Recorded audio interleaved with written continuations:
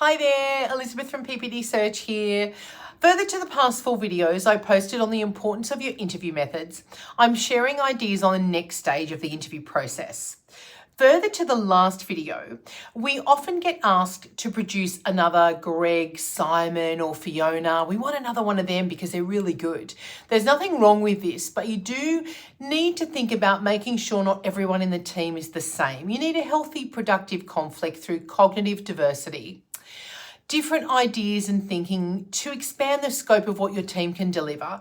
Ideally, you want people who ask lots of questions and people who challenge assumptions.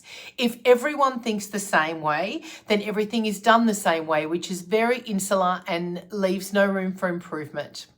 Think about what type of person will balance out the team. If talking about a sales team as an example, do you already have 5 people with similar technical backgrounds who have learnt sales? So is another one of them best? Or do you want to look at someone who is a salesperson first with the technical aptitude who can learn the products or service they will be selling? Also keep in mind the type of role you are recruiting for. A head of marketing process, for example, should be more sophisticated and more challenging than if you are recruiting, say, a customer service specialist. You're not going to make both pools of candidates jump through the same hoops. Be realistic about your own expectations and what the candidate will bring to the organisation.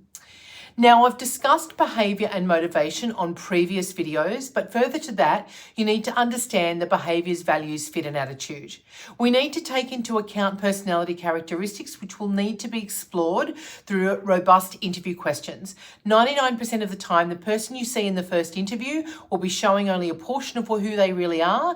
People are afraid to admit gaps in expertise, so candidates tell interviewers what they want to hear to enhance or protect their image, a facade if you like.